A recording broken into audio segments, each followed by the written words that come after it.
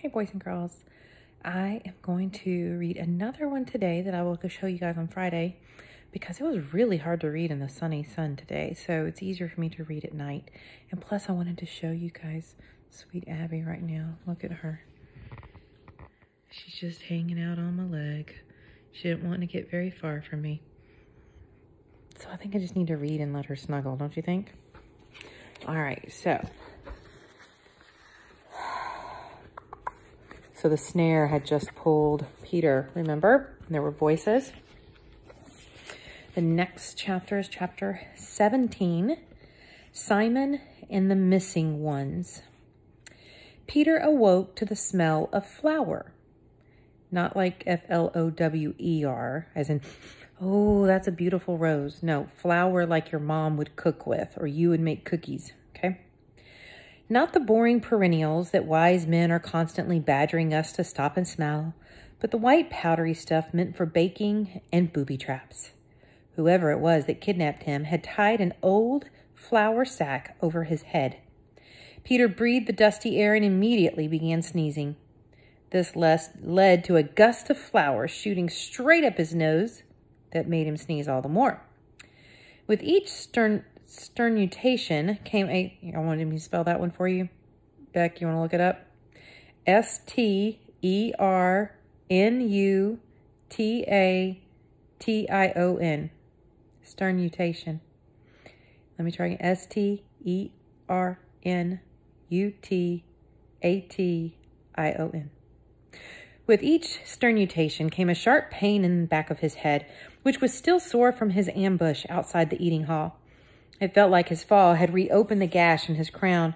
His temple was pounding something fierce, and he could feel blood trickling down into one ear. The boy tried moving, only to discover that his entire body had been wrapped from top to bottom in a giant chain.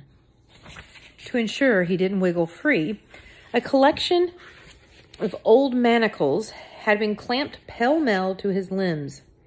Think of like the big cuffs that they put, like think of when you think about pirate stories and when they put chains around their ankles, it has a manacle that you would clamp, okay?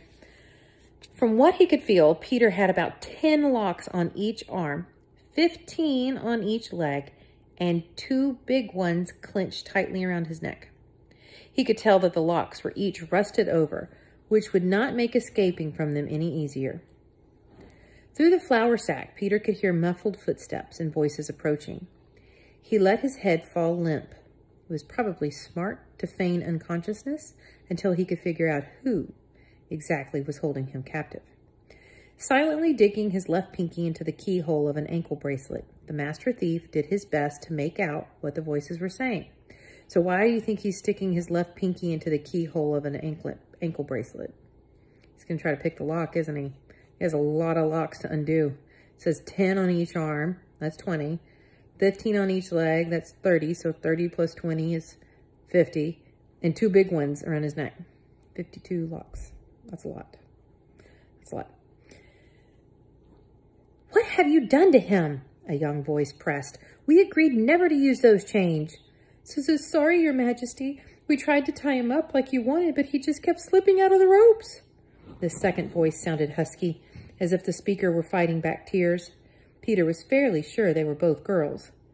Scrape, the first girl chided. I thought you said he was unconscious when you brought him down. He was unconscious, a boy voice responded, but every time we cinched a knot, he'd just twitch his arm and the whole thing had come undone. Like escaping from natural as breathing to him. It was creepy. They had caught Peter performing the drowsy dodger. The drowsy dodger was an old trick some passing sea gypsies had taught him years earlier. It involves training your fingers to untie knots in your sleep. Because practicing requires unconsciousness, the skill is notoriously difficult to master. I'm not sure how you do that. Peter grinned underneath his hood. Apparently, he was pretty good at it. The one named Scrape went on. We finally had to give up and just use our old shackles. I know we weren't supposed to, Your Majesty, but we didn't have nothing else. So there's a majesty, Your Majesty. That's what you call kings and queens, right? Peter found himself puzzled by the conversation. His captors all sounded very young and a little bit frightened. Stranger still, one of the girls was being called Your Majesty. So a girl. Okay? Abby keeps pawing at me. I don't think she likes me reading. I think she wants me to be quiet. Look at her. She's saying she needs to go sound asleep, doesn't she? She keeps pawing when I talk loudly, though. She's gonna have to get over it. All right. You gotta believe us, Your Majesty, the tearful girl said. We wouldn't have used the chains unless we really had to. Remember how Pickle said the stranger knew a secret to open all their locks? He must know the king's magic. Scrape stepped closer. If he's with the king, then we should kill him now. Peter took a sharp breath as he heard the sound of a knife being unhearthed. Oh, Abby, seriously, girlfriend, you're gonna have to... Oh my, boys and girls, she is not cooperating. This is about them, not you right now. Okay? Lay down. Scrape stepped closer. If he's with the king, then we should kill him now. Peter took a sharp breath as he heard the sound of a knife being unsheathed. This is what comes of traitors. Do not harm him, Scrape, someone commanded, moving between them. Peter hadn't noticed this person before. The voice sounded gritty and old. He relaxed a bit when he heard Scrape's knife slide back into his sheath. The wise voice went on, I have known a great many traitors in my life, and I do not believe the child is one. Simon is right, Your Majesty. We should keep him alive, at least until we can learn more about why he's come and what he was doing with that note.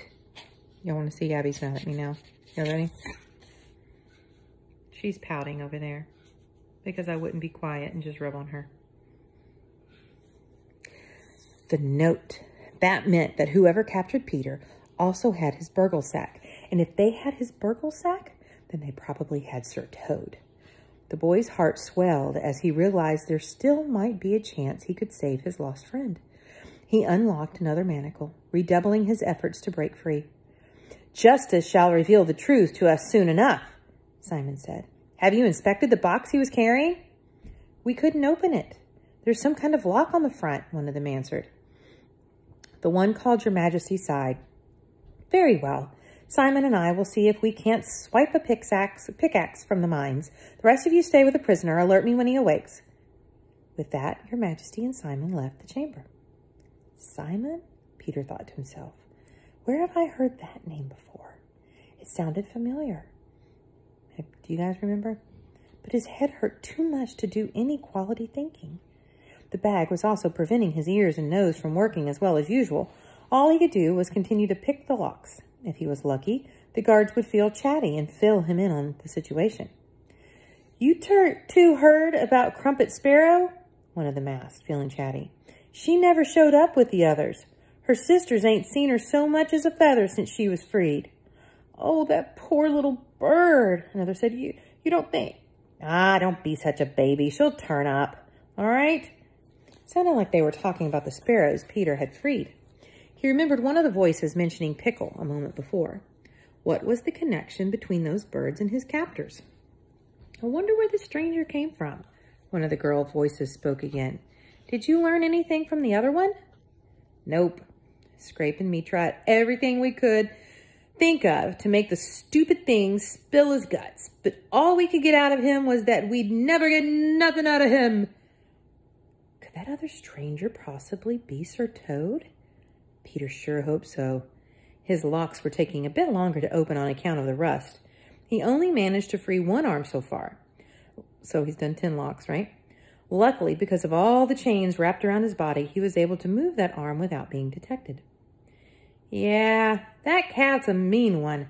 I asked him about his friend here, and he nearly bit my piggy toe off. Ooh, the girl voices shouted. Don't show us. It was Sir Toad. Peter smiled, imagining the catastrophic interrogation. How could he ever have doubted his friend's ability? Still, it would be best to intervene before they could molest the knight any further. We got to find out what these strangers know. Scrape was now pacing in front of Peter. If they figured out that riddle, we could be in serious danger. Maybe he's not a spy, one of the girls said hopefully. Maybe it's him that's come to... Don't even say it, Scrape cut her off. We can't afford to get our hopes up like that. Besides, he's just a kid. The throbbing in Peter's head had finally eased, and he was starting to get used to listening through burlap. He could now clearly count 4 voices in the room.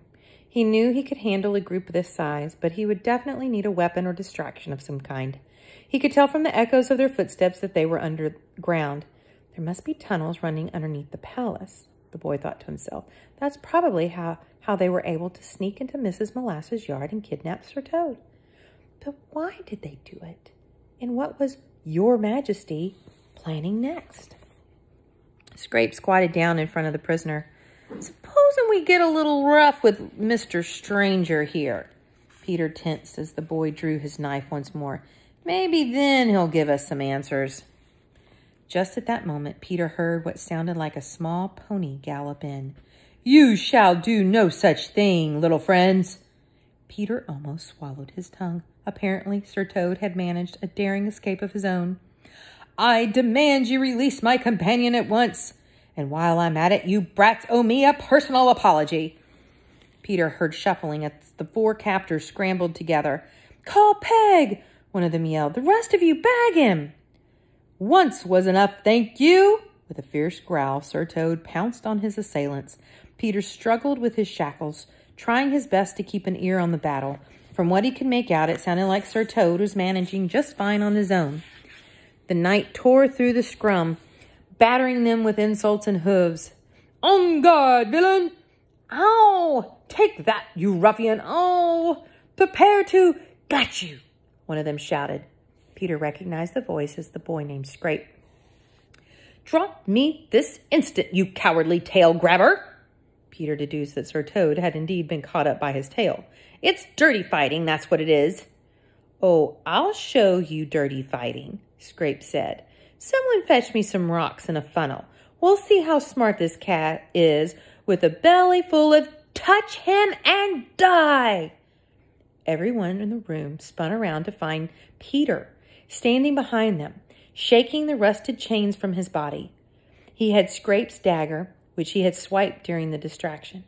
Uncertain how to properly hold the weapon, Peter settled on tossing the blade back and forth between his 2 hands. Peter! The knight panted, craning his neck. So glad to see you again. The 4 kidnappers stared at the boy. You guys? One of the girls said nervously. How do you get out of those chains? And why's he still got that bag on his head? Scrape snorted, tossing Sir Toad aside. He's no killer. He can't even hold a knife right. He rolled up both sleeves and lunged toward Peter. Scrape was strong and clearly an experienced fighter, but what Peter lacked in strength, he made up in speed. Within seconds, he had bested his opponent and imprisoned the whole group in their own shackles. As it turned out, the guards, Trouble, Scrape, Giggle, and Marbles, were a gang of children not much older than Peter himself. The great thief pulled the flour sack from his head and paced around his young captives. Now we have some questions of our own, and we will do whatever it takes to find the answers. For added effect, he stomped on the foot of the one named Scrape, who had spoken particularly ill of Sir Toad. If you don't give us answers, my friend and I will slit your throats wide open and drink your blood. Sir Toad wavered on this last threat. Ooh, a touch grim, don't you think, Peter? It was at this moment that a strange thing happened. One by one, the group, I got to get in a new position, began to cry. They all started crying. My battery's telling me it's low. My phone's low on batteries. Oh, we just got 2 pages. We can make this. Okay. They began to cry. These were not the sorrowful tears of Professor Cake mourning the dead, nor were they the pathetic tears of old scabs begging a lemon. No, these were the uncomplicated tears of pure, childlike terror. Please, mister, Giggle begged through a bubble of snot in her nose. Don't drink our blood. We didn't mean it, the boy named Trouble said. Don't send us to the monsters. Peter was confused. He was used to dealing with bloodthirsty thieves and nasty beggarmongers, not sniveling children. Before he could think of what to say, someone else ran into the room. Peter spun around, blade held high.